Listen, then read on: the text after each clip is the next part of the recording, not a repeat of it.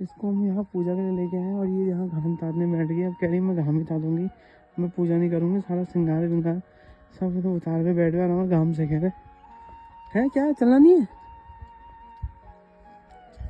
तो चल फिर। कितना धूप सेकेगी, मजा आ रहा है। हाँ सो जा यहीं पे, चल पूजा करने चल।